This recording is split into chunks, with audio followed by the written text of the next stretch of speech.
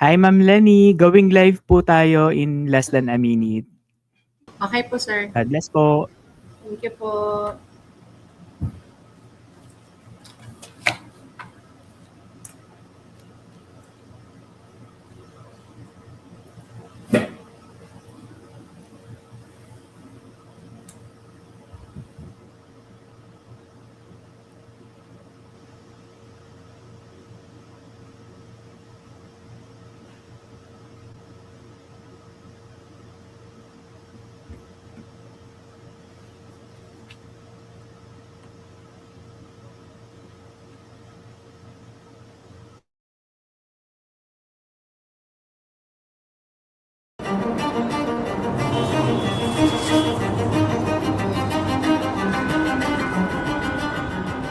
The rising global population threatens food security, as the increased demand for food puts pressure on our agricultural resources and production systems. This increased demand intensifies problems like land degradation, water scarcity, climate change, and competition for arable land, making it harder to provide nutritious food for everyone, especially in areas already experiencing food insecurity. Focusing on innovative technologies and sustainable agricultural practices, these challenges can become valuable opportunities that can drive economic growth and technological advancement. Research for Development, or R4D, plays a pivotal role in addressing the challenge of food security.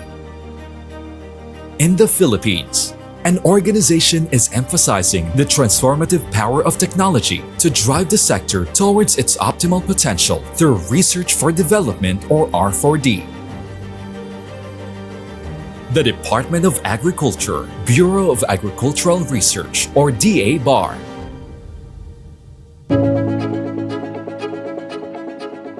supported by various executive orders and Republic Act 8435, also known as Agri-Fisheries Modernization Act, or AFMA. DA-BAR is mandated to ensure that all agricultural research is coordinated and undertaken for maximum utility to agriculture. DA-BAR coordinates, integrates, funds and manages the R4D system in the country to optimize its use for the sector. It is envisioned to be the lead R4D coordinating agency, promoting a technology-empowered agriculture and fisheries sector that contributes to inclusive growth. To ensure that research leads to desired results and long-term impacts, DA-BAR follows the R4D Impact Pathway Framework. It assists DA-BAR in planning, monitoring, and evaluating the effectiveness of R4D projects under rice, corn and cassava, livestock and poultry, fisheries and aquaculture, organic agriculture, climate change, biotechnology, support to technology commercialization, agri-fisheries technology business incubation, and scale-up, thereby connecting research outputs to outcomes and societal impact, aligning efforts with industry goals, and generating meaningful, measurable change.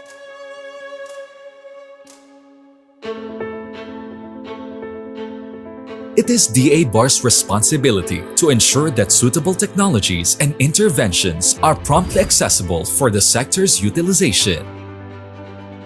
However, DA-BAR cannot accomplish this alone.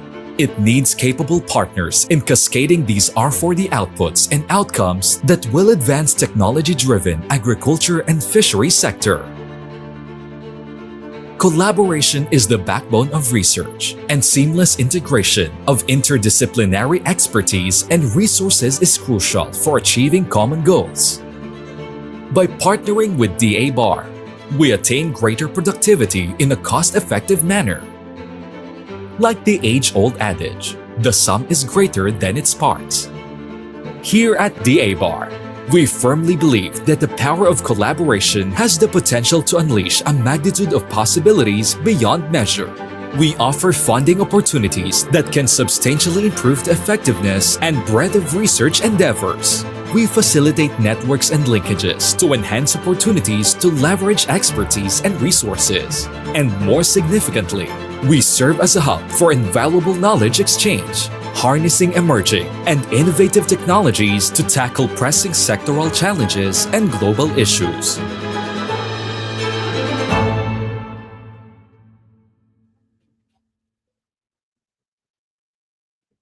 Isang mapagpalang araw po sa inyong lahat at maligayang buwan ng magsasaka at mangingisda.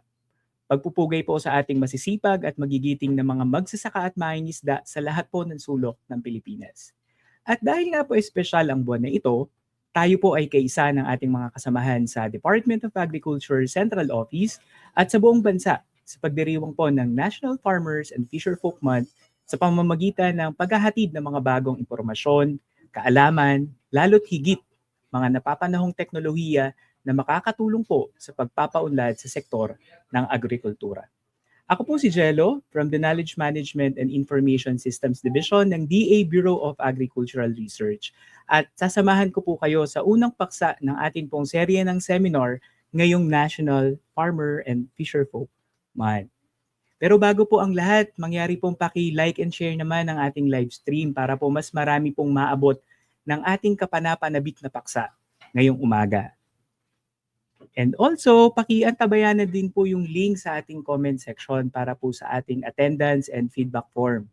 At dahil nga po siguradong pupukaw ng inyong atensyon at interes ang ating paksa, mangyari pong paki-comment na lamang yung mga tanong po na may isip ninyo during the presentation sa ating comment section. At mamaya po, pipilitin nating maitanong yan sa ating mahusay na seminar presenter at R4D partner. Ayan. So ngayon po, bago po tayo magpatuloy, acknowledge naman natin yung greetings natin from you, dear viewers and participants all over the country. Hello, good morning po from ADSSU. Good morning po, Ma'am Charlie, Ma'am or Sir Charlie. Magandang umaga po. Pagbati from CAMSOFACO or Camarines Sur Organic Farmers Agriculture Cooperative. That's from Mr. Felix. Good morning po. Good morning from the City Agricultural Services Department from Calamba City. Magandang umaga po sa inyo dyan sa Calamba. Good morning guys. I'm from Sorsogon but right now I'm here at Ginobatan. Magandang umaga po at hopefully mas mainam na po yung sitwasyon ninyo dyan sa Ginobatan. Okay. Ayan. So muli maraming salamat po dahil pinili po ninyong mag-join sa ating live stream ngayong umaga at nawa ay ma-excite at ma-engage po kayo sa ating pong paksa ngayong umaga. Alright, so moving on, ang goat racing ay isa sa pinakamahalagang bahagi ng livestock industry. Sa pamamagitan nito ay nabibigyan tayo bilang mga consumers ng karne, gatas at iba't iba pang masasarap at masustansyang produkto. At syempre, ang pagpapalaki o pag-aalaga ng kambing ay isa rin sa napagkukuhanan ng kabuhayan ng ating mga kababayan. Ngayong umaga, pag-usapan natin kung paanong ang mga pangkaraniwang halaman sa ating mga bakuran katulad ng legume ay maaari palang mapagkakitaan habang nagbibigay pakinabang sa ating mga goat racers. So hindi ko na po pakakatagalin pa, hayaan po ninyong i-introduce ko sa inyo ang ating mahusay na resource speaker and R4D partner. Our resource speaker for today is an Associate Professor 4 at the Central Luzon State University or CLSU and is the unit head of the Small Ruminant Center, Product Development and Marketing Division.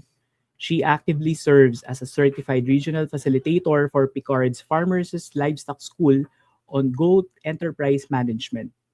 Her work focuses on bridging the gap between agricultural research and the sustainable market-driven livestock enterprises by transforming traditional subsistence farming into profitable agri-ventures.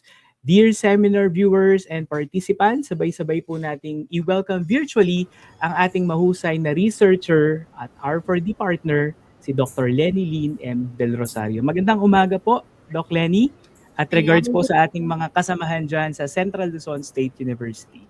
Good morning, Sir Angelo, and magandang umaga po at sa buong pamunuan po ng DA-BAR at sa lahat po ng kapwa namin na manunood at magsasaka na nandito po ngayong araw upang makinig at matuto po sa isang teknolohiya na na-generate ng Central Luzon State University. Magandang araw po. Ayan. Good Magandang morning araw sa po. inyong lahat. Good morning at alam ko po na marami nang nakaantabay talaga, Doc Lenny, dito sa iyong ipe-present na more than just the project na napag-partneran ng ating agencies, more Yes. importantly yung technologies na atin pong itatalakayin sa seminar. So without further ado, the virtual floor is all yours, Doc Lenny. Take it away. Thank you, Sir Angelo.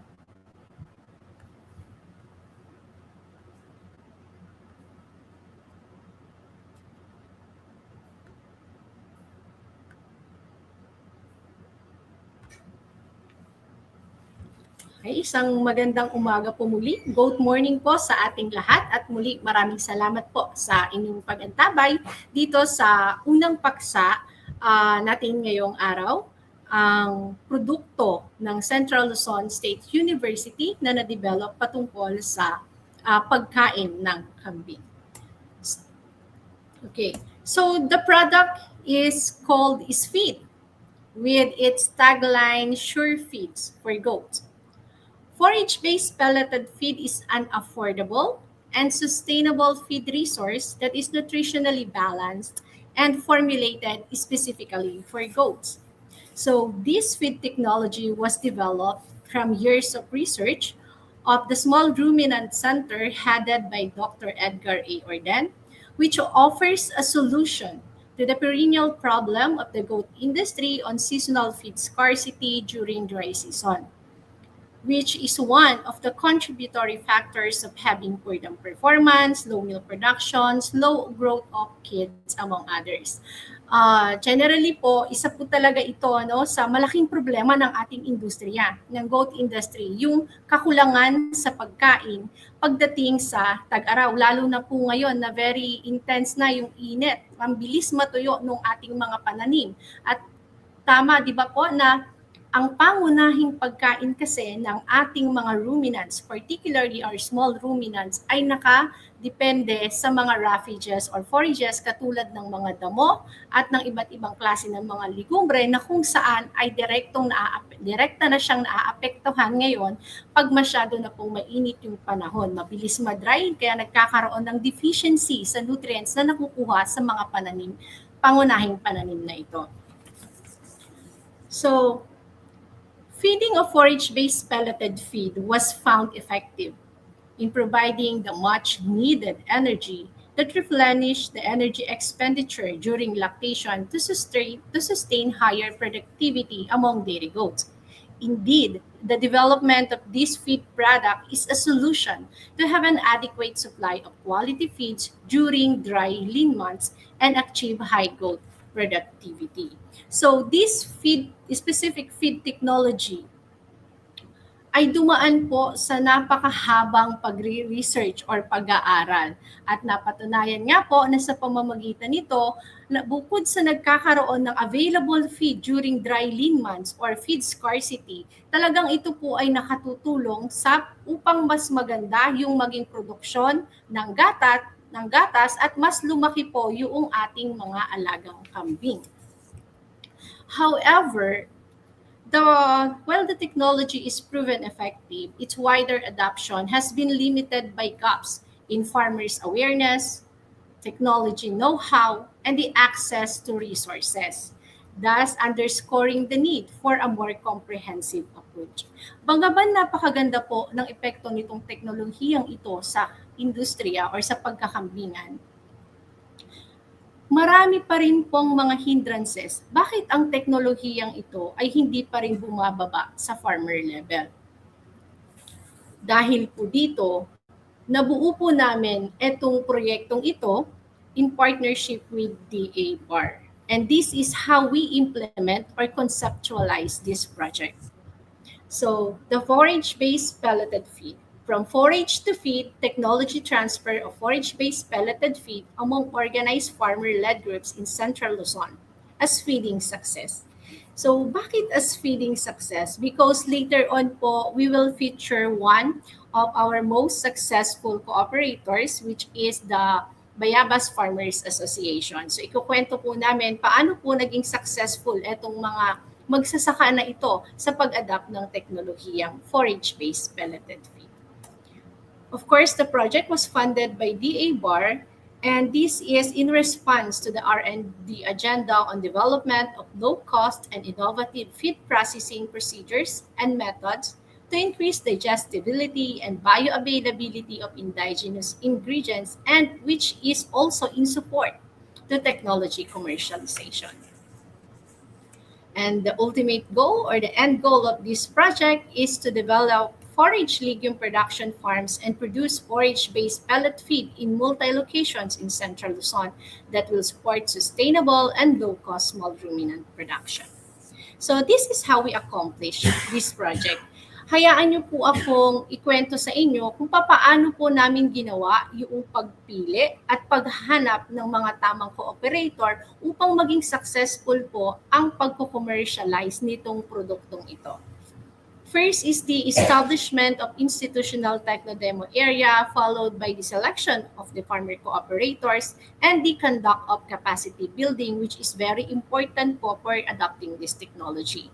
And then the establishment po of forage legume production farms, which is very essential kasi sa mga mai-establish po na legume production areas, doon po tayo kukuha ng pangunahing sangkap para magawa at makapag-produce ng ating feed technology. So, at first, we do purposive selection po to identify farmer partners who will adopt the technology on forage-based pelleted feed. We conducted field and farm validations to confirm land suitability for forage legume establishment and verified availability of infrastructures and resources. So among the selection criteria na tinignan po namin to select farmer cooperators, kasi alam niyo po maraming may gusto, maraming naghahangad ng teknolohiya, pero iilan lamang po yung talagang nakikita at tumutuloy or nagiging dedicated upang mapalago at magamit itong teknolohiyang ito. So, ito po yung mga criteria na hinanap namin doon sa mga possible na adopters nitong technology na ito. First is the receptiveness to adopt, of course, the technology, willingness to undergo comprehensive training, readiness to provide counterpart resources, and ownership or access to at least 1 hectare suitable land for the establishment of forage production area. Ang isa po sa pinaka-essential na hiningi namin na counterpart resources is ito pong pagkakaroon ng available 1 hectare land area for the production of the legumes. The legumes which is the main ingredients po sa production ng forage-based pelleted feed. Pero we discourage po yung mga farmers na ang gusto nilang i-convert na production area for forage legume production ay yun pong mga area na ginagamit for agricultural production, for rice farming or other crop production. Mas prepare po namin yung mga unutilized land na pwede namang mapakinabangan or yung mga uncultivated lands para po ma-maximize natin yung use na ito. Dahil kilala naman po yung mga legumes sa characteristic nila of nitrogen fixing ability and they can also grow even in a very harsh environment. So, lahat po ng mga farmers na nag-propose ng mga agricultural lands, existing agricultural lands na tinatamnan ng mga rice, ng mga palay o kaya ng mga vegetables ay hindi po namin muna in-accommodate pagkos ay ang una po namin pinili ay yung mga farmers na merong pong mga available lands na hindi naman po talaga nila nakakultivate. Kaya madami po sa mga cooperators natin ay medyo nasa mountainous area sila. So later on makikita nyo po yung mga iba-ibang area ng ating mga project partners or ng ating mga cooperator. So after the selection of the farmers or technology adapters, a phased approach to capacity building was adopted to simplify the adoption of the technology. We break it down to smaller pieces, step by step procedures para po mas madali nilang makuha yung tama at mga kailangang impormasyon para sa pagpo-produce nitong forage-based pelleted feed. So the first phase is a diversified training on forage legume production. This covers po mula sa propagation ng seedlings or ng mga gagamitin natin na pananim para mag-produce or mag-establish ng forage legume production area. After po noon, yung pangalawang phase po nito ay kung paano na hina-harvest, paano yung mga prosesong involved sa pagdra-dry at pagproproduce nitong forage-based pelleted feed.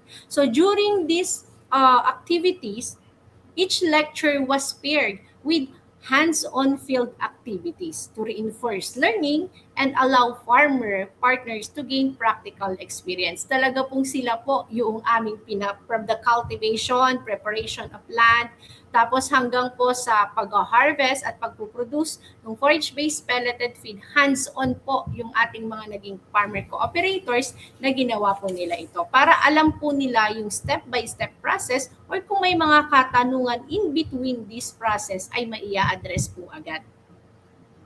Henceforth, 7 MOA was forged for the establishment of forage legume production area, while 4 MOA forged for the transfer of technology on forage-based pelleted feed.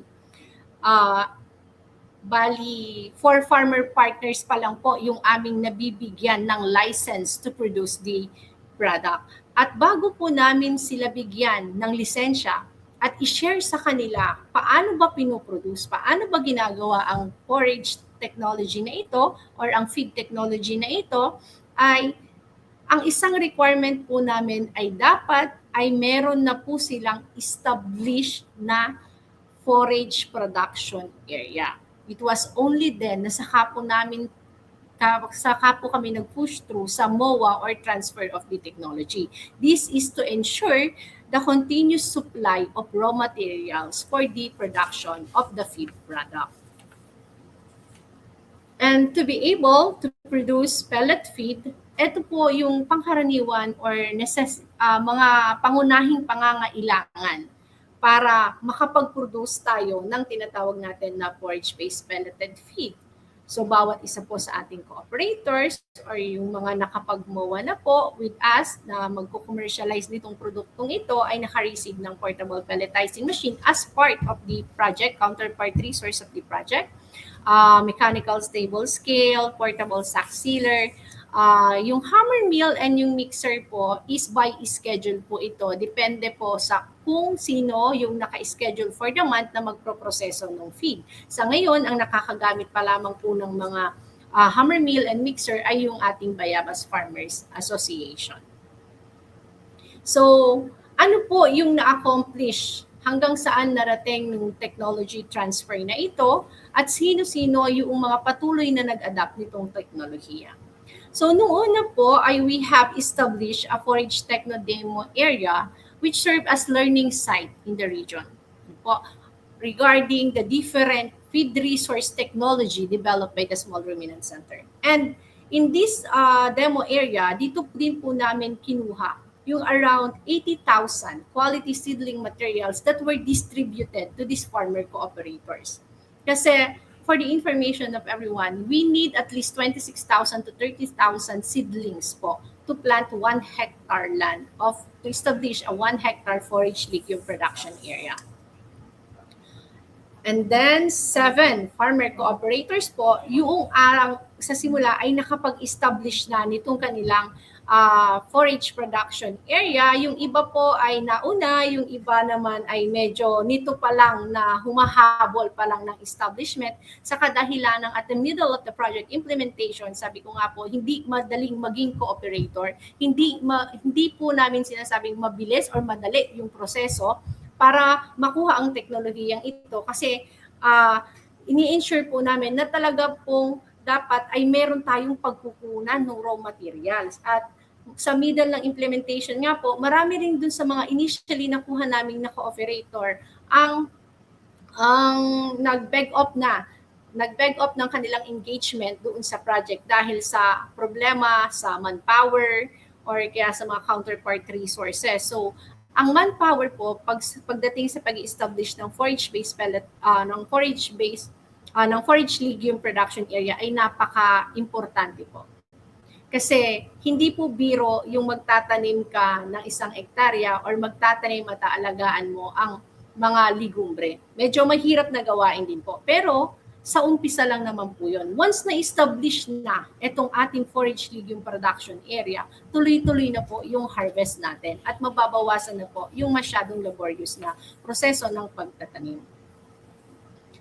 So dahil meron tayong 7 na initially ay nag-undergone ng first step, yung establishment po ng kanilang nursery, meron po tayong na-develop na 7 forage legume nursery across Central Luzon. Yung iba po dito hanggang ngayon ay existing pa.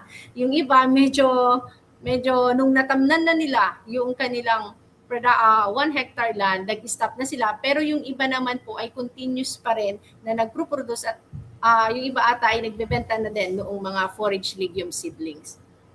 So, the nursery was first developed to ensure availability of planting materials.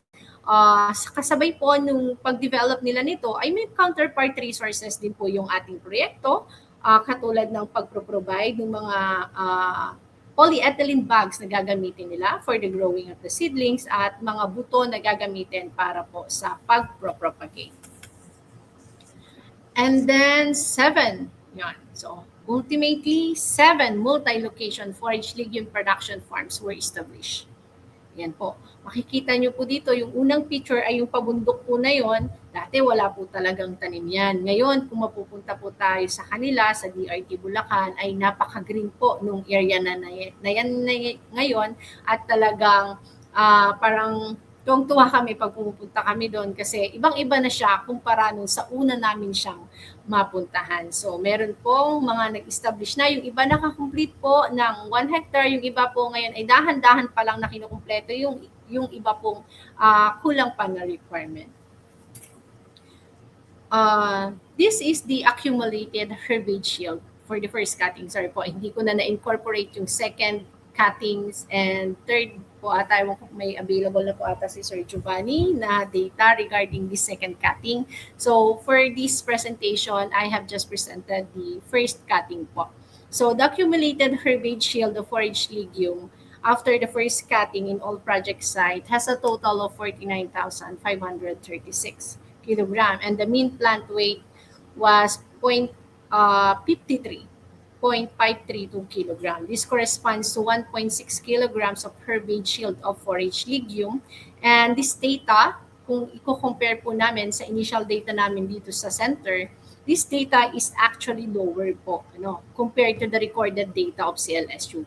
Bawat isang halaman po kasi dito, ang herbage yield lamang po nila or ang nakuha po nila or ang naane after 3 months ng transplanting, after 4 to 6 months of transplanting ay around 0.64 per plant. Dito po sa CLSU SRC, it should be around 0.8 to 0.800 grams to 900 grams po per plant.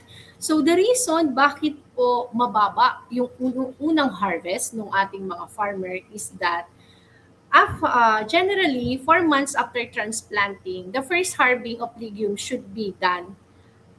Kaso po, after 4 months simula nung na-transplant nila, we experience, during the implementation po ito ng project, we experience long drought po. Parang 6 months tayo na talagang wala na silang makuhang tubig, lalo na po dun sa pabundok. Sinabi natin kanina na these legumes can survive even in harsh environment or hindi siya nangailangan ng sobrang maraming tubig. Pero the critical part po dito kasi, during establishment period, yung first 3 months or 4 months ng life ng mga halaman na ito, upon establishment of transplanting, yun po yung pinaka-critical. Na dapat na-provide po muna natin yung needed requirement nila pagdating din po sa tubig. Pero upon establishment na po, after po noon, pag nakasurvive na po itong mga halaman na ito, hindi na po gano'n natin masyadong kinakailangan yung sobra or intense na management sa mga halaman na ito. So yun po yung naging problema nun. Kaya medyo tumagal. Imbis na after 4 months after transplanting, naging 6 months after transplanting. Kaya medyo naging mababa po yung herbage yield at first cutting and second cutting po noong ating mga farmer cooperators. But now, ang alam ko ay medyo mas tumaas na po yung kanilang cutting, yung kanilang mga yield doon sa kanilang mga farms. And for the meantime, only the Bayabas Farmers Association in DRT Bulacan have successfully processed their leaf meal, producing around 0.82 metric ton pellet feed. And this 0.82 is just for their first harvest po. So their second harvest, hindi ko na po nakuha yung data nila kasi bago mag-end ang year ang year 2025, nag-produce na naman po ulit sila dito ng napakaraming pellet feed for nagawa na ang pinanggalingan na po nun ay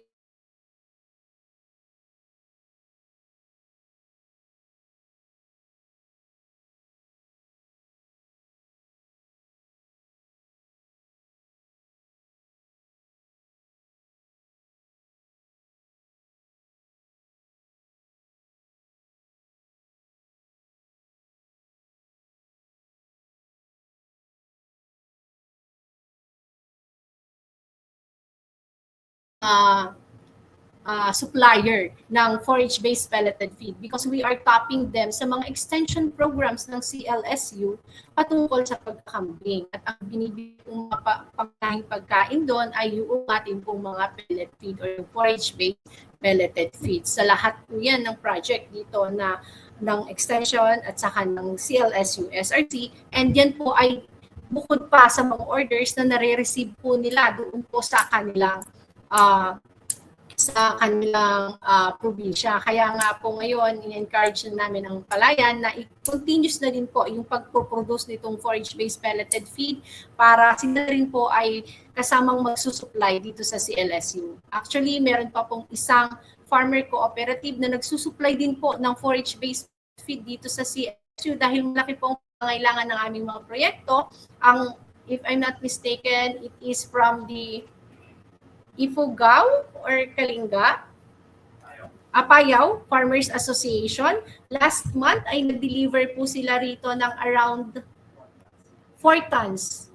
4 tons of forage-based pelleted feed. So napakalaki po ng market po ng ating produkto. So if all the leaf mills produced across all project sites will be processed, this will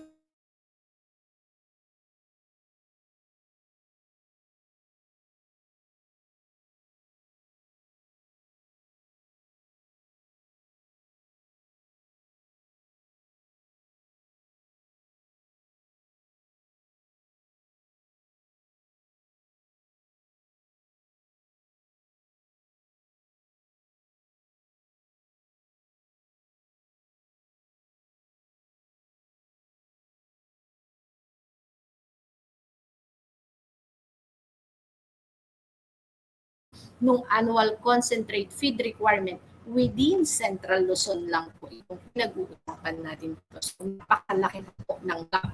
Napakalaki pa po nung market nitong forage-based pelleted feed.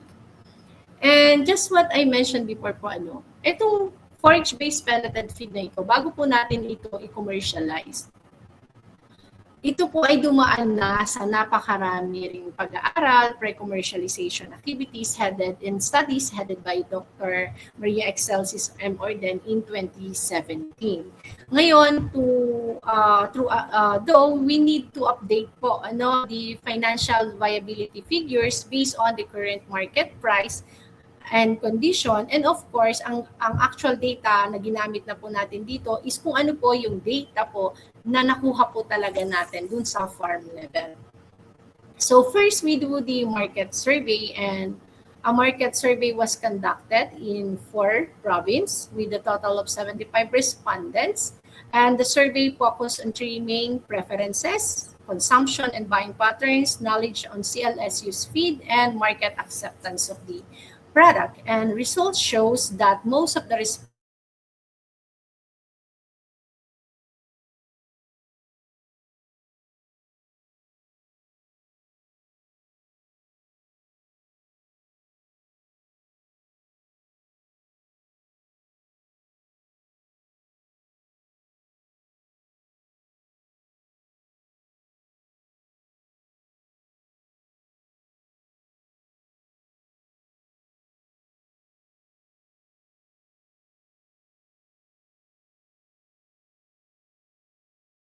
Sir Angelo nga na hindi na natin kailangan mag-import pa ng iba pang mga ingredients para makapag-produce ng pagkain ng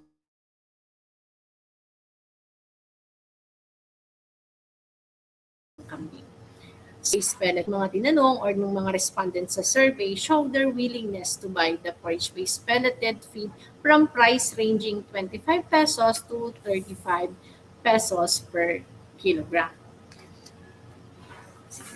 Ito pong data na nakapresent po dito is talagang actual data po ito noong na nakuha natin doon sa ating mga farm. So, to give the reason for having variability in terms of selling price of the feed product along with the price in feed ingredients in each area, kasi po bawat probinsya ay may kanya-kanya, may iba-iba pong yung mga source po ng mga raw materials, iba-iba po yung price bawat province. So walang iba, mas mahal ang darak sa BRT Bulacan, mas mahal naman ang kopra dito sa ganitong lugar, samantarang ang kopra sa may Aurora medyo mas less ang cost kumpara po sa nabibili dito sa Nueva Ecija. So, yung mga ganun pong parameters or instances, yung ang naging cost, bakit may variable in prices for the production, nung cost ng production at saka po nung price na ino-offer ng ating mga farmers. And the net income across different categories shows that this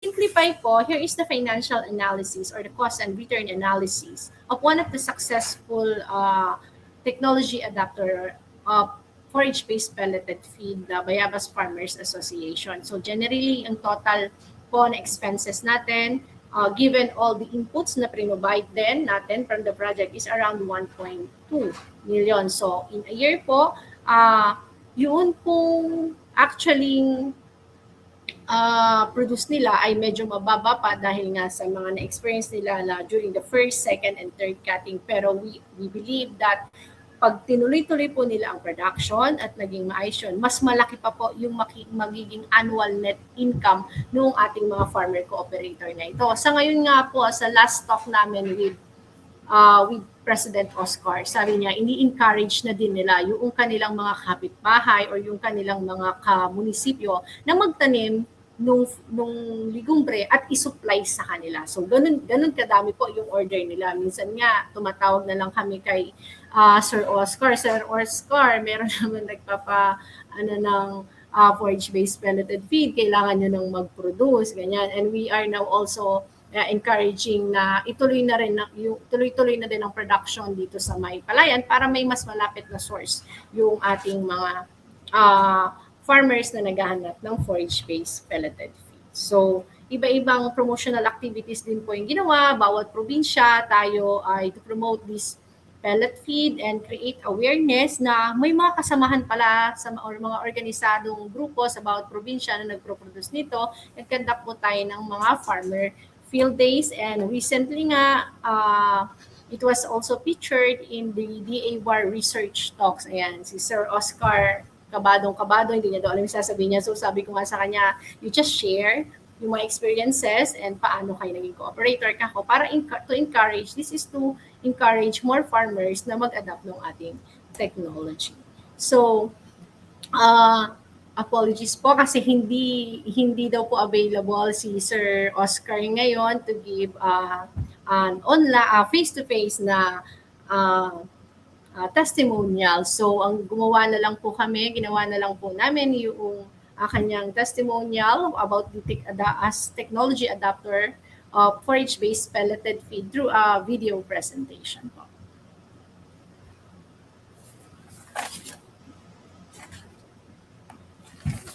So, sir, can you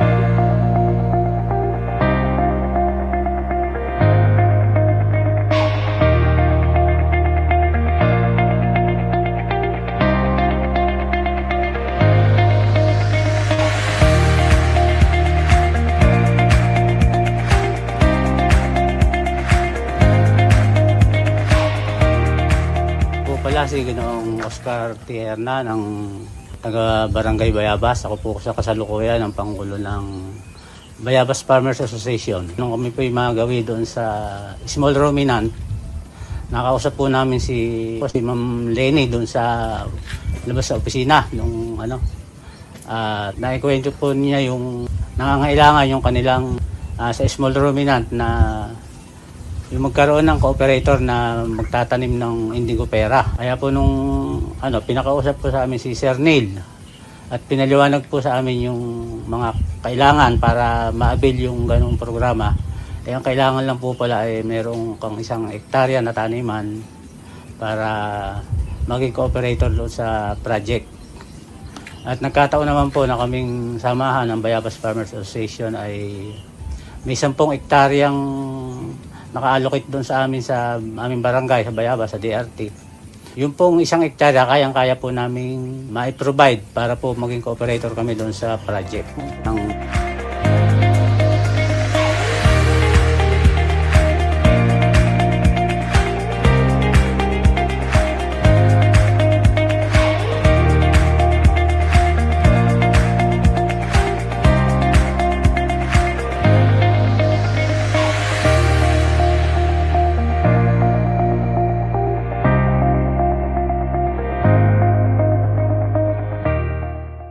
Kung i-avail namin yung programa, nagkaroon po kami ng training tungkol doon sa pagtatanim ng indigo pera. Pinamili pa nga po kami kung ipil o yung indigo. Nagustuhan po namin yung indigo pera dahil pwede po pala yun sa mga pampagatas sa kambing. Kaya yun po yung aming napili, yung indigo pera. At buhat po noon, hindi na po kami nilubayan ng mga ng CLSU, ng tao nila. Pinupuntahan po kami dito. Una-una po yung tinuruan kami kung paano yung pagpapating ng indigo pera. Sinumahan po kami ni natatandaan ko po si Sir Pibani yung isa doon sa tumulong sa amin para sa pagtuturo doon sa pagpapating. At ang umpisa po noon, lagi na po silang bumibisita rito. Sa ngayon po, nakakuha na kami ng pelletizing machine at saka yung timbangan para na ipauna yung gamit dahil yun po yung isa sa mga kailangan namin para sa paggawa ng pellet na indigo o kaya ng kambing. Year po, umani na kami ng indigo pera. Nakaani na po kami ng mahigit 80 bags na yung tuyong leaf mill ng indigo. Nakikita po namin positive po kaming lahat dahil nga po yung una, hindi kami kumita doon sa tanim naming guyabano. Ang focus po namin ang dito sa indigo, baka dito po kami kumita ng maganda.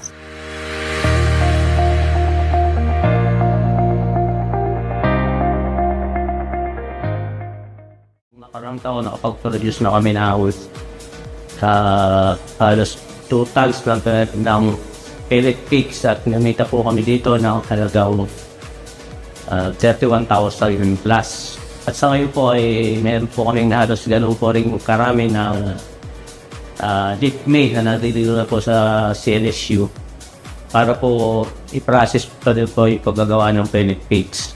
At sa kasalukuyan po ay marami pa po kaming inaani sa aming forage production para po din sa indigo pera ng tanim po namin. Ngayon po marami po kaming inaani na doon sa aming tanim dahil sa tagulan na po kasi dahil malabukay yung aming pananim.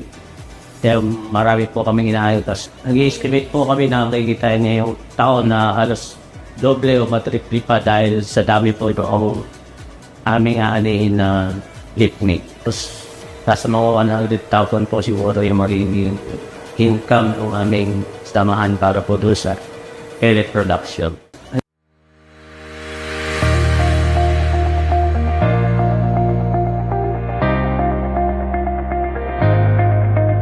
Lubos ang aming pasasalamat sa SRC at DA BAR dahil sa pamamagitan ng kanilang proyekto, magkakaroon na ng kita ang aming asosasyon. Magkakaroon kami ng additional na kabuhayan. Ang proyektong ito ay isang malaking tulong sa aming komunidad at sa industriya ng pag-aalaga ng kamoy.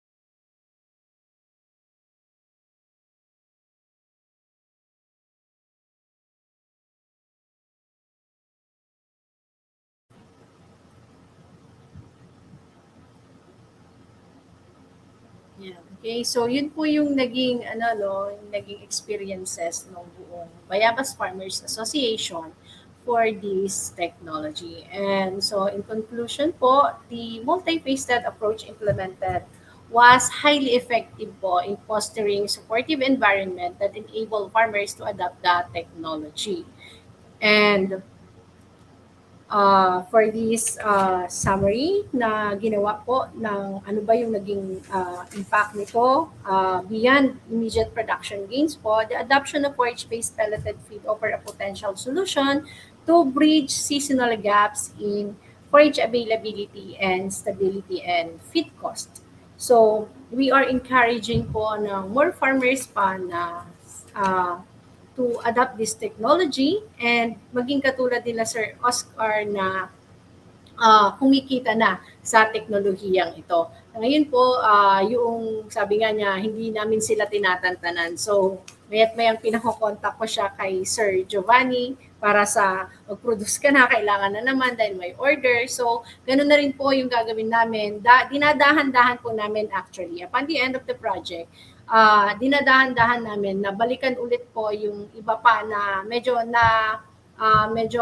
nag-stop doon sa production. Pero ngayon po, dahil meron na talagang successful na farmer na nagpapatunay na may kita sila, binabalikan po namin sila at yung iba nga po ay magproproduce na rin po sa mga susunod na buwan.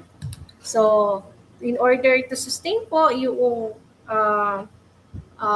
engagement ng ating mga farmers, patuloy po na pinoprovidean namin sila ng technical assistance kahit tapos na po yung project. Sila ay binabalikan namin. Sabi ko nga, hindi namin tatantanan sila sila Sir Oscar para po patuloy na mag-produce ng forage-based pelleted feed at ganoon din po yung gagawin namin sa mga iba pa po naming cooperators dahil alam ko ngayon ay mas nai-encourage na namin sila na meron pong kita talaga ang paggawa ng produktong ito. So, muli, ang buong team po ng CLSUSRC ay nagpapasalamat sa DA-BAR at sa lahat po ng mga cooperators na tumangkilik po upang maging adaptor nitong teknolohiya. Ang teknolohiyang pong ito, sabi nga natin, di ba, ang teknolohiya kahit maganda na na-generate mo or na-develop mo, kung hindi naman yan pupunta doon sa ating mga farmers ay parang walang kwenta. So, lahat po ay gagawin namin para po itong teknolohiya na ito ay mapunta po dito sa ating mga farmers. So, muli, isang magandang umaga po at maraming salamat po. Maraming salamat po, Ma'am Lenilyn M. Del Rosario. If I may invite yung ating mga viewers and participants, bigyan naman natin ng virtual applause or heart emojis ang ating magaling at magaling at mabait na R4D partner, si Doc Lenny. So let's hit that emoji or reaction sa ating mga FB. Ayan. So tunay nga na buhay talaga yung diwa ng ating pagdiriwang ng buwan ng magsasaka at mangingisda dahil isa lang ito sa mga R4D efforts or projects talaga na masasabi natin po na talagang pinapakinabangan ng ating mga mahal na magsasaka specifically. At dito nga sa teknolohiya Doc Lenny, Ma'am Lenny na present mo, 'di ba? There are two technologies Una yung legume strata o yung pamamaraan kung paano ipoproduce yung forage. Then eventually, yung second technology, kung paano ipipelletize, eventually benefiting yung ating mga goat raisers. Ang ganda kasi maliban sa tinutulungan nga natin yung problema, Ma'am Lenny, na yung food scarcity ba ng mga goat raisers, natutulungan din natin yung mga farmers na may arable land, para pakinabangan nila. So, ang ganda-ganda talaga. Kaya ako po sa project team, So, ngayon po ay sigurado ako na napukaw ng iyong presentation po, Doc Lenny, yung attention ng ating mga viewers and participants. So, we are now welcoming yung mga queries nila. Ready ka na ba, ma'am, na sagutin or tulungan silang maunawaan siguro yung kanilang mga agam-agam o yung mga katanungan Yes, sir. hinggil dun po sa paksa na pinresent mo. Sige po, Yes, we will be sir. showing several of the questions at sana ay matulungan nga natin yung ating mga partners. Okay, so let's proceed to our first question. Ayan, malayo po kami sa CLSU. Si Doc Lenny po kasi ay sa CLSU, sa Nueva Ecija. Paano po kaya namin matututunan or ma-adapt iyong mga technologies po? Doc Lenny? Ayan. So, you can reach out po yung sa aming Facebook page ng CLSU SRC or email us po. Marami pong ibang mga government agencies din na nakikipag-coordinate nga sa amin ngayon or collaborate para mag-conduct po nitong mga training patungkol sa forage feed resources at kung paano nila ito i-adapt.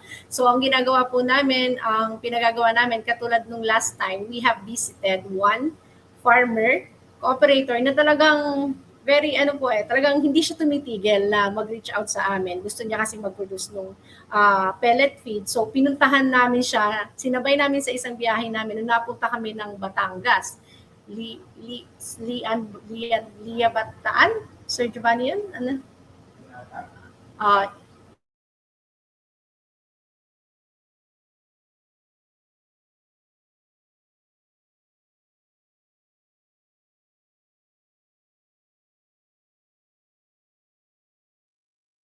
Ayan, at medyo nagkakaroon lang Yes, po tayo ng connection issues. somewhere in Batangas. Ayan. So, pinuntahan po namin sila. So, pwede naman po na mag-request po kayo or write a letter po addressed to our president, to our president, and then ibababa po nila dito sa CLSU SRC1. Kung wala man po kaming specific funds na pagkukuhanan pa, sinasabay po namin yun sa ibang mga travel namin para po ma-monitor at makita po yung mga farm na pinapupuntahan po sa amin.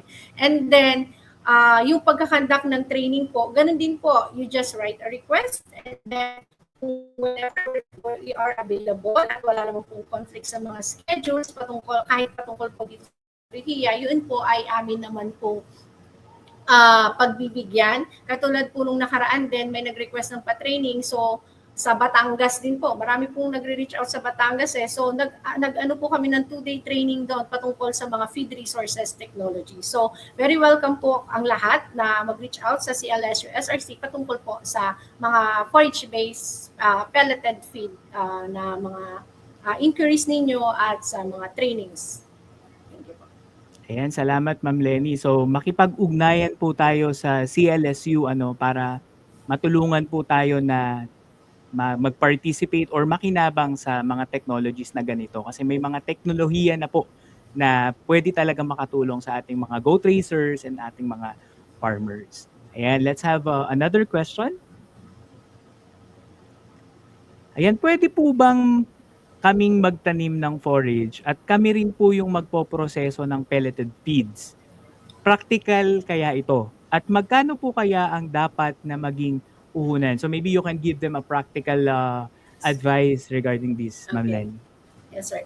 Okay, so pwede po, lalo na po kung kayo ang magproproseso at meron po kayong farm or kambingan, mas mainam po dahil mas mapapamura po yung inyong gastos pagdating sa feed kung kayo mismo ang magproproseso po ng forage-based pelleted feed. Practical po na kayo ang mag-produce kasi nga po, given the expenses ngayon, ang alam ko ang isang concentrate feed na 1 kilogram is about 35 pesos na po ata per kilogram ng mga available commercial feed. So kung kayo ang magproproseso nito, mas magkakaroon po kayo ng less expense doon sa production nyo, doon sa inyong paghahambingan.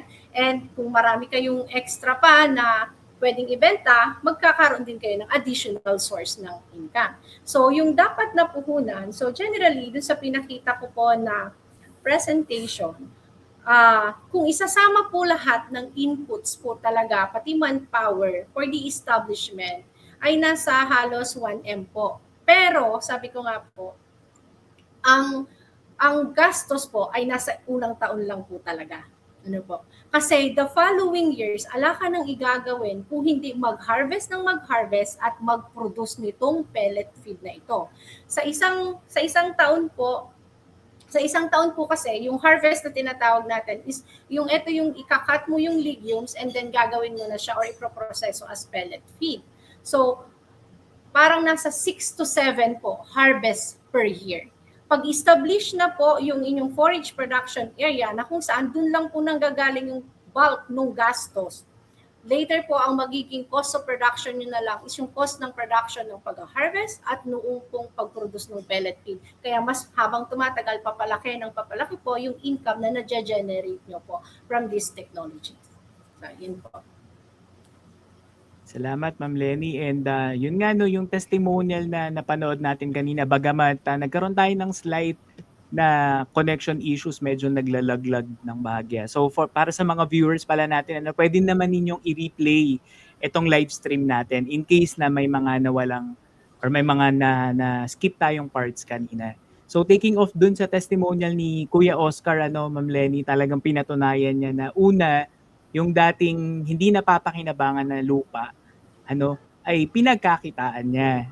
Tapos maliban nga doon at dahil sila yung nagsusupply eventually at nagpo-process din nung feeds, ay nakakatulong naman doon sa mga nagpapalaki or nag-aalaga ng kambing. So sana maging magandang rin yun, halimbawa para doon sa mga farmers and goat raisers natin na pwede na kayo yung magtanim ng magiging supply ng formulation or na ingredients ng pellets ninyo, and at the same time depende kung willing talaga sila na na mag-invest. Katulad ng sinabi mo, Doc Lenny, kanina, medyo capital intensive siguro yung umpisang part, pero it will definitely pay off kasi syempre pag na-establish na nga yung mga forage and all, mag-harvest na lang na mag-harvest. Yes. So ang maganda pa rin doon, hindi sila mawawalan ng ng source nung pellet. Di ba, napapanahon po talaga yan, Ma'am Lenny, lalo ngayon with the rising fuel cost and everything. So saktong-sakto itong technology na ito. And if I may add on, Sir Angelo, hindi naman po, dun po sa pinakita namin kaninang gastos, lahat ng inputs kasama po doon yung ating mga equipment. Pero kung maliit na production lang naman at pang-farm, pwede pong hindi naman tayo bumili muna nung tinatawag natin na mixer at saka nung hammer mill. Kasi we can do that naman po ng mas conventional way. Kung makikita nyo po sa presentation kanina, yung una po, hindi kami gumamit ng mixer nila, sir. Kasi medyo hindi naman ganun ka-bulk yung production or kalaki. Pag hindi naman po ganun karami yung iproproduce mo, pwede po yung parang hands-on lang na gumagamit lang po tayo kung anong available resources muna. Pero ang kailangan po natin na unang-una talaga is magkaroon muna, of course, yung leaf mill na gagamitin natin and then yung pelletizing machine. Siguro yun po yung initial investment po talaga muna natin na kailangan ay yung taniman, yung pagkukuhanan at saka po yung gagamitin natin for pellet production na pelletizing machine. Ayan, thank you for that practical advice, Ma'am Lenny. So yung pwede siguro yung mga interesado or nagkaroon ng interest sa pamamagitan ng pakikinig sa paksa na ito. So maybe we can consider yung production volume, saan tayo mag-i-start, para nga malesen natin yung ibang elements. And then eventually, pag nag-boom, di ba? So doon na natin laki. Yes, dahan-dahanin na lang yung pagbili ng other. Yes. Ayan, sige po. Let's have another question, Ma'am Lenny. Ayan, base po sa mga pag-aaral, ano kaya yung mga legume or uri ng lihumbre ang magandang subukan or pag-umpisahang itanim ba ng ating mga magsasaka considering yung ganitong klase ng technology, Ma'am Lenny? So for the forage-based pelleted feed, ang nagawa na po na sinubukan dito is yung Cacahuate, Rensoni, Indigofera, and Ipil. So ang pinaka nagustuhan po, based po din sa mga trials at ang naging maganda talagang performance is yung paggamit ng Indigofera at para po sa mga dairy goats at saka yung ipil-ipil naman po para po ito sa mga growing goats. Yun pong parang naging problema doon sa Cacahuate is yung Cacahuate kasi parang medyo may amoy. May kakaibang amoy din yung Cacahuate. Yung parang minsan ayaw nung kambing. So parang pag nagsawa na sila and then, given that amoy, hindi na nila masyado, yung dry matter intake nila bumababa na. And then hindi ganun na nabubuo, parang ganun. Pati particular pag sinamahan mo din siya ng parang grass, sinubukan din kasi nasamahan nun ng grass. So sa ngayon po, base sa pag-aaral, ang pinakamaganda po na ginagawa namin na pellet feed ay yung mula po sa Indigofera at saka sa ipil-ipil. Ayan, so let's take it from Ma'am Lenny. Ito yung ilan sa mga pwede nating pag-umpisahan and eventually mapagkakitaan while helping the goat raisers. Okay, let's have another question. Ma'am Lenny, mas makakatipid po ba talaga yung ating mga nag-aalaga ng kambing kung ito yung feeds na gagamitin nila? Tapos pwede kaya silang kumuha ng feeds diretso sa mga naging partners nung projects? Ma'am Lenny? Yes, sir. Okay. So, yes po, mas makakatipid po kayo kung marami po ang gastos or malaki ang gastos pagdating sa concentrate feeds. If I'm not mistaken, ang concentrate feeds po ngayon ay nasa around 35 pesos per kilogram na po. And this pellet feed can be are being sold lang po ng Bayabas Farmers Association around 25 pesos. So the difference is 10 pesos per kilogram.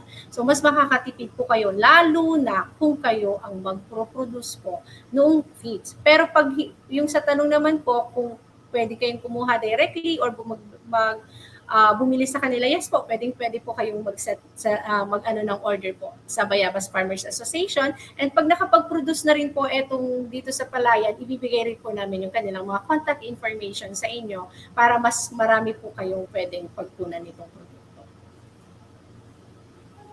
Ayan, maraming salamat po, Ma'am Lenny. Okay, so habang naghihintay, kung meron pa po tayong ilang katanungan, dito po sa ating seminar, Ma'am Lenny, we usually give 2 general questions. Una ay bilang researcher po, ano yung magiging message mo to encourage or to motivate yung iyong mga kapwa researchers, siguro across commodity programs, across thematic programs in general, And then the second question is para naman sa ating mga farmers, what could be your message? Sige, siguro pwede na po natin sagutin yun, Doc Lenny, yung una at pangalawang tanong. Yes, Una sir. is for the researchers, what will be your message to them? And then for our beloved farmers and fisher folk in general. Yes. Lenny? Okay. So, first po sa ating mga, katulad kong mga researchers, actually, the forage-based pelleted feed is actually, I am not part of the inventors. Kami lang yung parang nag-project for commercialize. Ang mga teknolohiya po na nade-develop natin, napakarami po actually, kahit dito sa Small Ruminant Center per se. Ang dami na po naming technologies na na-develop for small ruminant industry kasi we are specific on goats and sheep. Ang lagi namin sinasabi, ang lagi sa aming advice din ng aming dating President, Sir Edgar, sabi niya, maraming technologies na na-develop, pero nasan yung mga teknolohiya? Hindi dapat na nasa shelves lang siya. Yung mga technology na dinevelop natin is hindi para sa atin at hindi para sa shelves, kung hindi para sa mga farmers. Kaya tayo nagde-develop ng technology. So, kung marami na tayong nag-develop na technology at alam natin sa mga result ng ating mga pag-aaral na ito ay papakinabangan, makakatulong po sa ating mga magsasaka, lalo na sa ating magsasaka, then humanap po tayo ng paraan. Paano po natin ito maibibigay sa kanila upang sila mismo ay mapakinabangan po nila yung mga teknolohiya na ito. Kasi masasabi natin na ang isang teknolohiya ay talagang maganda kung ito ay nakikita natin on the ground na ginagamit at napapakinabangan. So, ako po ini-encourage ko po ang lahat, lalo na yung mga technology generators, katulad din dito sa SRC, maraming produkto na dahan-dahanin po natin na ito ay ibigay natin sa mga magsasaka upang makatulong po sa kanilang kabuhayan. So, yun lamang po para sa ating mga researchers at para naman po sa mga ating mga kasamahan sa industriya, lalo na po sa pagkakambingan, na gusto po na matuto patungkol sa teknolohiyang ito. Kami po, ang opisina po namin ay bukas. Mag-email lang po kayo sa amin, sa aming Facebook page, CLSU, Small Ruminant Center. At meron po kami dong isang kasamahan na lagi pong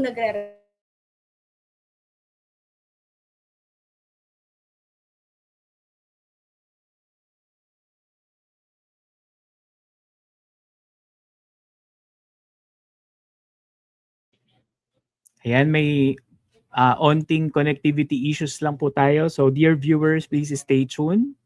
Wait lang po natin. Ayan, so while waiting, we do invite yung ating mga viewers and participants na huwag kayong mahiya, i-drop niyo yung question niyo dun sa ating comment section at let's take advantage. Nakasama natin si Ma'am Lenny from CLSU para ma-address yung mga queries natin. Okay. teknolohiya na ito. Ayan, medyo nawala lang ng bahagya kanina, Ma'am Lenny. Baka pwedeng Okay ulit lang po nung Okay po. Ayan, salamat po. Okay. Para po sa ating mga farmers, marami rin naman pong teknolohiya ang binibigay na po sa ating mga farmers dito po on the ground. Kaya lang minsan, may mga farmer din kasi, sorry po na parang nasanay na sa traditional way ng kanilang pag-aalaga. So minsan ayaw na nilang mag-risk na subukan pa ito, i-adapt itong technology na ito. Siguro po minsan or subukan din po natin minsan na bigyan ng chance na subukan natin yung technology. Kasi baka naman dahil napunta na ito sa pag-aaral ay may makatulong po sa atin para mag-increase yung production ng ating mga alaga at magkaroon tayo ng additional income. So para po sa ating mga farmers, particularly sa goat racers po natin, ang SRC ay bukas po sa inyo. Mag-reach out po kayo kung ano po ang matutulong namin, technical backstopping or kung ano mang pong impormasyon ang kailangan ninyo ay mag-reach out lang po kayo sa center kasi kami po ay masaya na tumutulong doon sa ating mga farmers.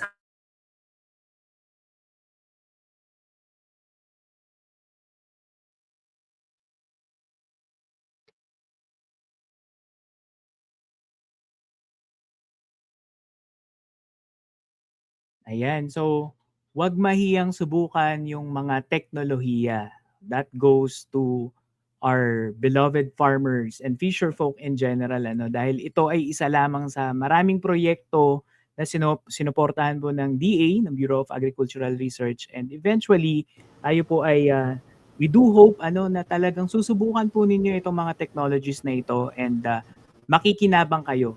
This will do or cause improvement sa inyo pong mga livelihood, particularly in farming. We still have one question. Ma'am Lenny, okay lang po ba? Thank you, sir. Yes, sir. Okay po. Ayan. So this is from Ma'am Danica. Para sa isang goat racer, alin po ang mas malaking expenses at income sa forage or silage o sa paggawa ng pellets? Siguro daw yung mas maganda dun sa dalawa na mag-focus sa startup siguro. Dun ba sa pagtatanim ng ingredient ng leaf mill or dun mismo sa pelletizing? Ma'am Lenny. Okay. So, in terms of income, medyo hindi ko po siya compare sa pellet feed kasi hindi sa SRC hindi kami nagpo-process kami ng silage pero we do not do the marketing. So hindi ko kabisado kung magkano yung cost to produce ng isang pellet silage. So ano ang difference ng forage-based pelleted feed compared doon sa silage? Po? So yung silage madalas ang ginagamit po natin sa pagsa-silage ay yung mga damo. Hindi po ba katulad ng corn specifically corn. So yung corn po ay hindi naman ganun kataas yung protina nun. Katulad po nung mga legumbre na ginagawa natin, na ginagamit natin para sa forage-based pelleted feed. Ang concentrate feed po kasi ay naiiba sa binibigay ng mga damo o legumbre. Ang concentrate feed po, sila po ay mataas sa protina compared po sa mga ginagamit natin sa forage silage na mga damo. Katulad po nung sinasabi ko nga na corn. So, yun po yung difference nila, no? In terms of nutrient content, mas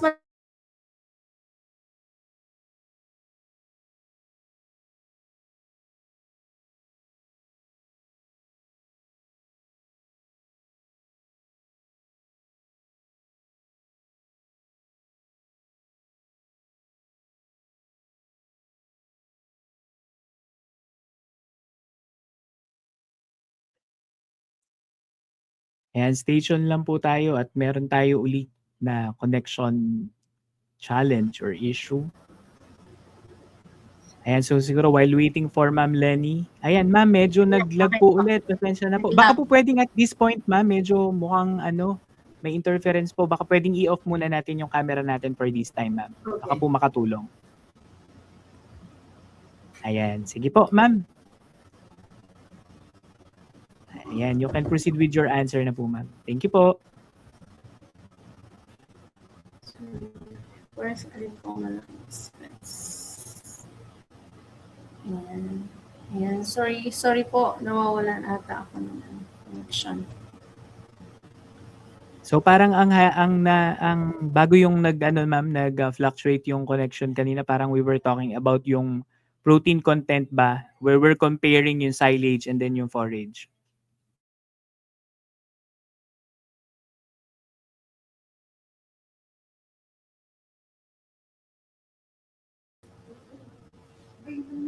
Ngayon lang. Biglang nawawala, ano? Ayan, sorry sir, medyo humina ang internet. Okay lang, ma'am. Okay lang po. Hindi naman po na iiwasan yung mga ganyan. Sige po, pagka medyo ulit, ma'am, medyo lumabo yung visuals mo, i-off mo na lang po muna yung camera Okay. mo, ma'am. Baka makatulong siya sa bandwidth. Ayan, Yes, so sir. kanina parang yung sinasabi mo, ma'am, is something to do or yung comparison ng silage at forage. Medyo dun pa yata naputol. Okay. So, yung comparison po, in terms of expenses, medyo mas maliit, syempre, expenses pag ikaw ay magpo-produce ng silage compare sa pellet feed kasi nakangailangan ka ng iba-ibang equipment. However, pagdating naman po sa nutrient content nito, mas madami naman pong nutrient contents ang nutrient or mas nutritious naman at mas maraming mapro-provide na nutrient yung ating forage-based pelleted feed kumpara po sa silage lang. Kasi tandaan po natin na yung ating pong pellet feed ay gawa po sa mga legumbre na kung saan itong mga legumbre na to ay kilala na may matataas na protein content or protina na kinakailangan po ng ating mga alagang kambing, lalo na yung ating mga grooming goats. Ayun, kaya rin talaga kaya tamang-tama na if ever man na mag-venture yung ating mga beloved farmers, even the goat raisers who would like to venture to this kind of technologies, importante na mag-start tayo with the results of the research. Kasi hindi pwedeng, ito lang basta-basta, ito na itanim natin, ito yung mura.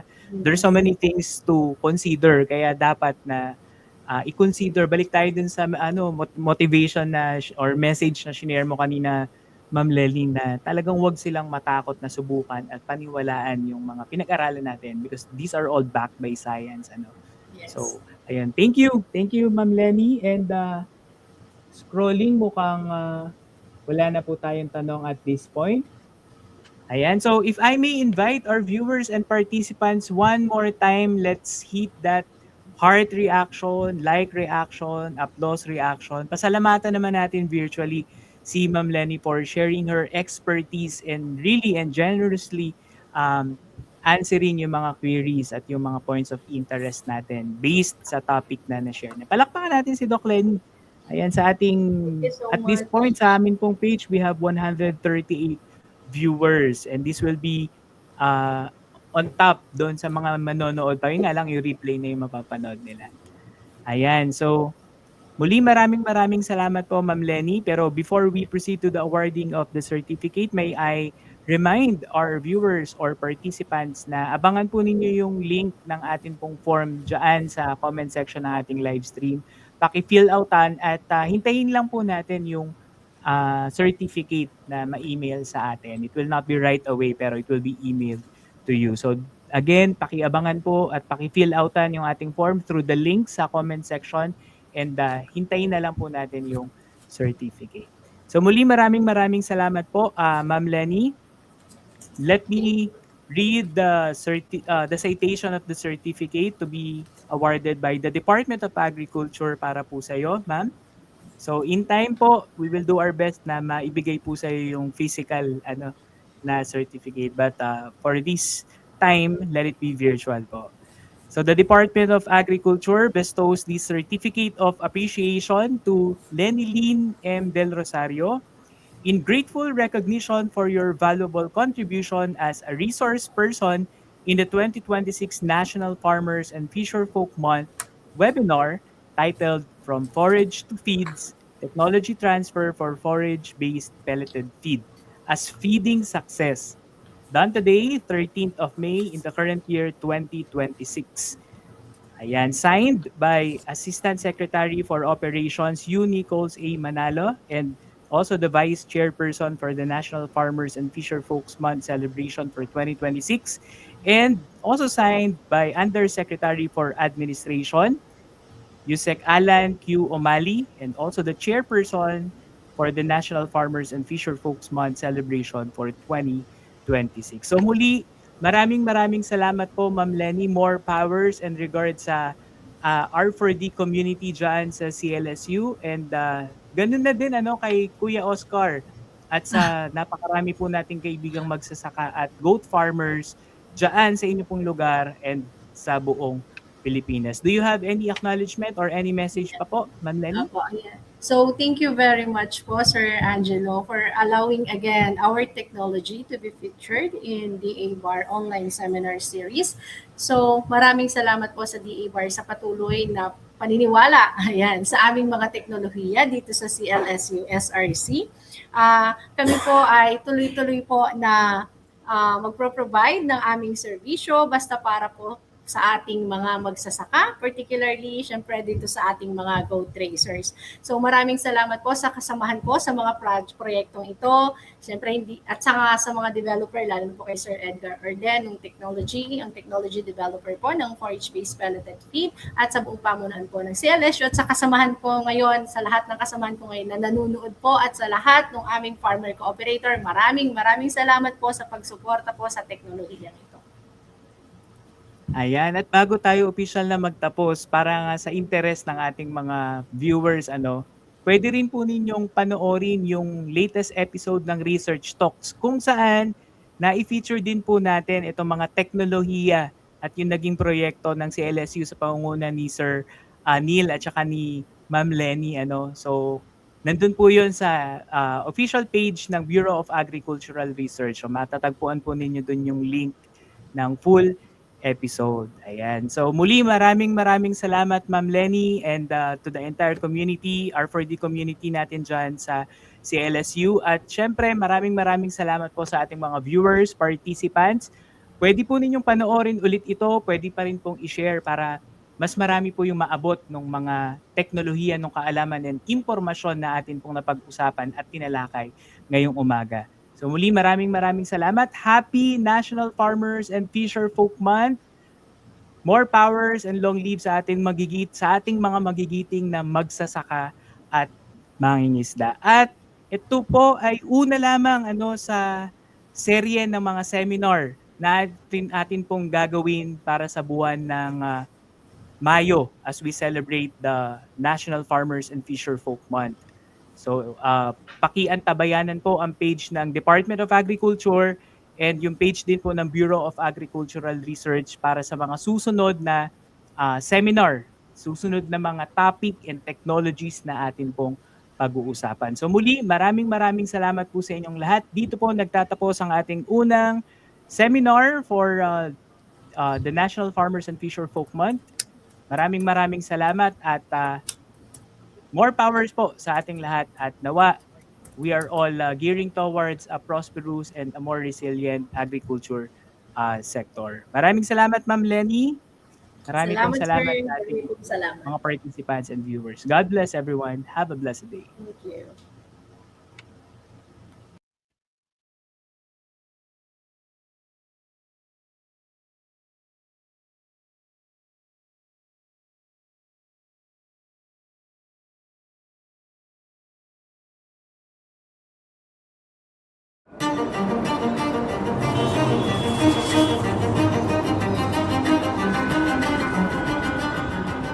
The rising global population threatens food security, as the increased demand for food puts pressure on our agricultural resources and production systems. This increased demand intensifies problems like land degradation, water scarcity, climate change, and competition for arable land, making it harder to provide nutritious food for everyone, especially in areas already experiencing food insecurity. Focusing on innovative technologies and sustainable agricultural practices, these challenges can become valuable opportunities that can drive economic growth and technological advancement. Research for Development, or R4D, plays a pivotal role in addressing the challenge of food security. In the Philippines, an organization is emphasizing the transformative power of technology to drive the sector towards its optimal potential through Research for Development, or R4D. The Department of Agriculture, Bureau of Agricultural Research, or DA-BAR,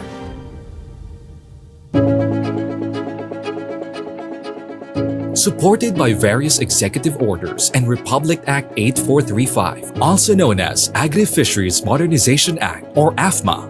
DA-BAR is mandated to ensure that all agricultural research is coordinated and undertaken for maximum utility to agriculture. DA-BAR coordinates, integrates, funds and manages the R4D system in the country to optimize its use for the sector. It is envisioned to be the lead R4D coordinating agency, promoting a technology-empowered agriculture and fisheries sector that contributes to inclusive growth.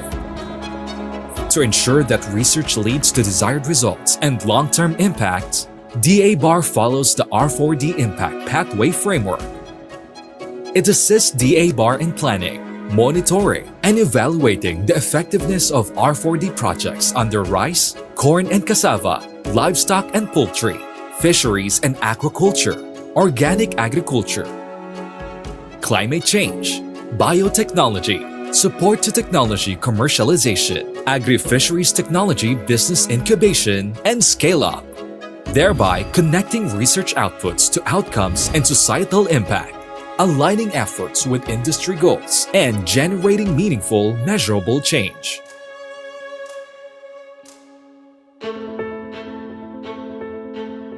It is DA-BAR's responsibility to ensure that suitable technologies and interventions are promptly accessible for the sector's utilization.